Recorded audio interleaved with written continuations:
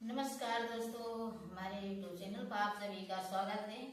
एक बहुत प्यारा धमाकेदार कृष्ण भगवान की तुलसी माता का विवाह गीत लेकर आई हूँ, आप सबके बीच में भेज रही हूँ।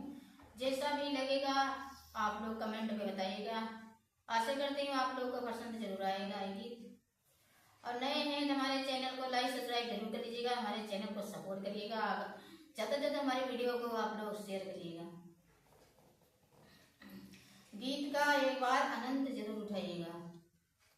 नारायण पूछै तुलसी से दिलवा के बात हो, नारायण पूछै तुलसी से दिलवा के बात हो, नारायण पूछै तुलसी से दिलवा के बात हो,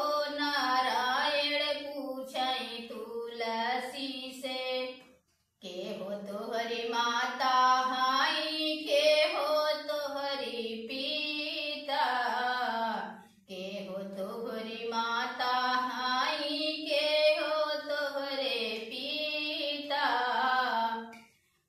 कामने नगरिया में, कामने नगरिया में भइल बा बियाह हो, नारायण पूछै तुलसी से दिलवा के बात हो, नारायण पूछै तुलसी से दिलवा के बात हो, नारायण पूछै तुलसी से दिलवा के बात हो, नारायण पूछै तुलसी से।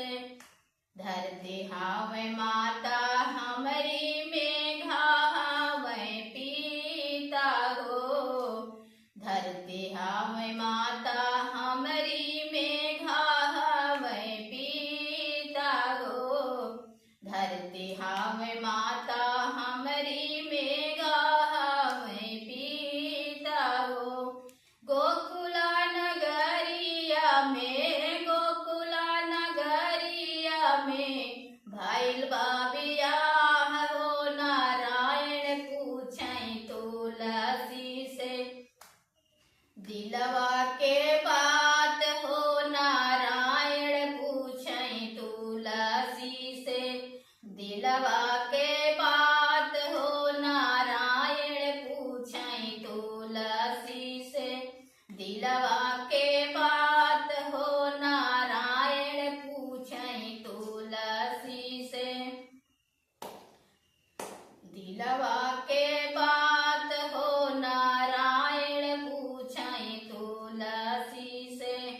कहाँ तोहरा नैहर हावे, कहाँ ससुरार हो, कहाँ तोहरा नैहर हावे, कहाँ ससुरार हो, कहाँ तोहरा नैहर हावे, कहाँ ससुरार हो।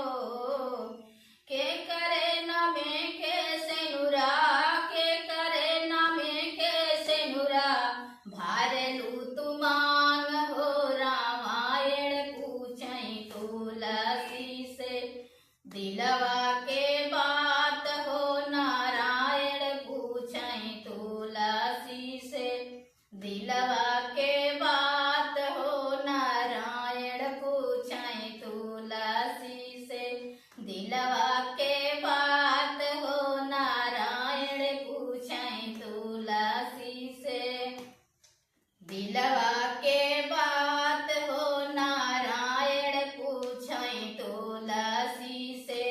गंगा तीर नैहर हमर, जमुना तीर ससुरवा हो, गंगा तीर नैहर हमर, जमुना तीर ससुरवा हो, गंगा तीर नैहर हमर, जमुना तीर ससुरवा हो।